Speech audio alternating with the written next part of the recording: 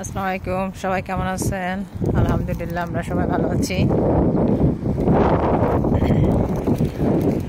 আমি এই ভিডিওতে যেটা শেয়ার করব সেটা হচ্ছে ইন্টারন্যাশনাল স্টুডেন্টদের জন্য এটাই, যে যারা আর কি আসছে আয়ারল্যান্ডে নতুন এবং আসার প্ল্যান করতেছেন, যেহেতু তারা পার্ট টাইম জবটা ম্যানেজ করতে খুবই স্ট্রাগল করতেছে। অনেকেই জানে না যে আয়ারল্যান্ডে পার্ট টাইম হোক আর ফুল টাইম জব হোক নিতে গেলে কী কী ধরনের রিকোয়ারমেন্ট আছে এবং কোন ধরনের ডকুমেন্টস তাদের সাবমিট করতে হয়, তাতে করে আর কি ইজিলি জবটা ম্যানেজেবল হয়। যেহেতু তাদের লিভিং কস্টটা ম্যানেজ করার জন্য ইমিডিয়েটলি পার্ট টাইম জবের দরকার হয়। সো আমি সেটা আর কি এখানে ডিসকাস করব। সো যারা অলরেডি আসছেন তাদের জন্য ডেফিনেটলি তারা ডিউরিং স্টাডি 20 আওয়ার্স কাজ করতে পারবেন এবং সামার টাইমে ফুল টাইম কাজ করতে পারবেন 40 আওয়ার্স। সো আপনারা জব খোঁজার আগে আপনাদের সিভিটাকে আপডেট করবেন, যেহেতু বাংলাদেশ থেকে আনা সিভি এবং অন্য যে কোনো দেশ থেকে আসার পর যে সিভিটা আপনাদের থাকে ওটা আয়ারল্যান্ডের জবের জন্য নয়।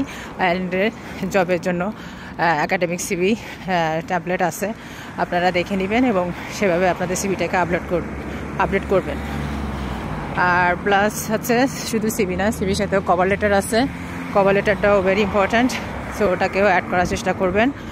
যেহেতু আপনারা ভিসার জন্য যেমন SOP is very important, so CV আর cover letter also same very important for job, part time হোক আর ফুল টাইম জব হোক। সো এই দুইটা আপডেট করবেন এবং সিভিটা মেক শিওর 2 পেজের বেশি যেন হয় না এবং সব কিছু শর্ট রাখার চেষ্টা করবেন। আপনাদের যত এক্সপিরিয়েন্স আছে, স্কিল আছে, ওগুলো অ্যাড করবেন। আর প্রিভিয়াসলি যদি কাজ করেন বাংলাদেশে অথবা অন্য দেশ থেকে আসবেন, এটা একটা প্লাস পয়েন্ট এবং এতে আপনাদের জবের চান্সটা বেড়ে যায় আর কি। আয়ারল্যান্ডে জব নিতে গেলে আপনার এক্সপিরিয়েন্স এবং রেফারেন্স লাগে। সো রেফারেন্স আপনাদের ইউনিভার্সিটি, আপনারা ওটা দিতে পারবেন। আর এক্সপিরিয়েন্স যদি প্রিভিয়াসলি থাকে সেটা অ্যাড করবেন, আর যদি না থাকে কোনো সমস্যা নাই। সিভিটা আপডেট করলেই দেখা যায় যে আপনি ভালো জবের একটা এক্সপেকটেশন থাকে আর কি।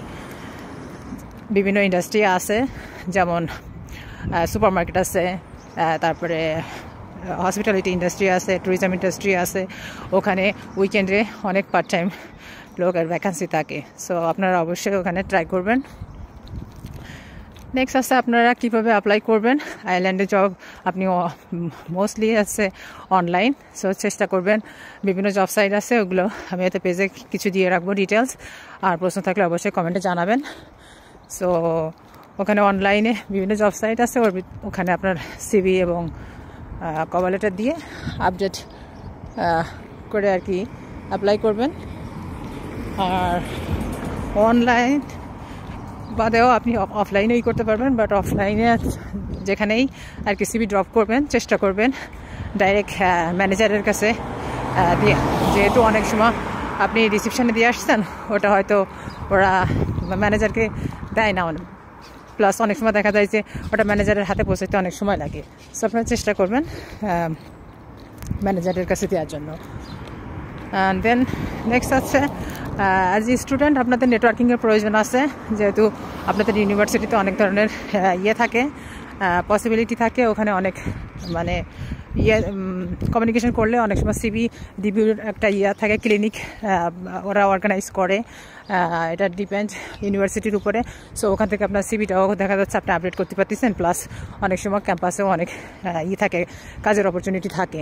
সো ওখানে হয়তো আপনি নেটওয়ার্কিং করলে সেটার মাধ্যমেও আপনি জবের ম্যানেজ করতে পারবেন।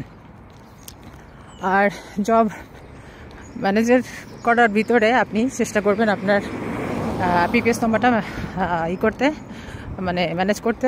যেহেতু পিপিএস নাম্বার অ্যাপ্লাই করলে এখানে একটু সময় লাগে আর কি। যেহেতু প্রথমে অ্যাপ্লাই করার পরে আর কি আপনাকে বায়োমেট্রিকে ডাকে, তারপরে আর কি কার্ডটা দেয়। সো একটু টাইমিংয়ের ব্যাপার আছে।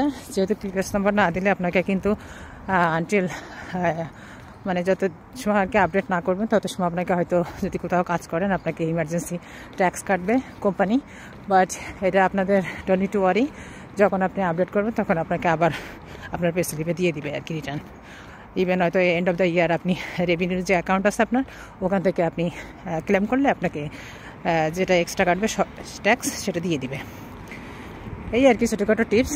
সো এগুলো ফলো করলে দেখা যাচ্ছে হয়তো আপনাদের পার্ট টাইম জবের ইয়েটা বেড়ে যাবে। যেহেতু আমি দেখছি অনেকের সিভি খুবই খারাপ অবস্থা, ওই সমস্ত সিভি দিয়ে তারা আয়ারল্যান্ডে জব অ্যাপ্লাই করতেছে। সো ওগুলো দিয়ে তো কোনোভাবে পসিবিলিটি নাই। সো আপনি এক জায়গায় কেন অনেক জায়গায় অ্যাপ্লাই করলেও কোনোভাবে আর কি আপনার থাকবে না, মানে অপরচুনিটি আপনি খুঁজে বের করতে পারবেন না। সো ধৈর্য ধরে আর কি চেষ্টা করবেন প্রফেশনালভাবে সিভি ড্রপ করার জন্য। যখনই যাবেন প্রফেশনাল ক্লোথস পরে যাবেন। এই ছোটোখাটো টিপসগুলো ফলো করবেন, ইনশাল্লাহ আপনাদের মানে পসিবিলিটিটা বেড়ে যাবে। সো ভালো থাকেন, যদি কোনো প্রশ্ন থাকে অবশ্যই জানাবেন। আসসালামু আলাইকুম, আল্লাহ হাফেজ।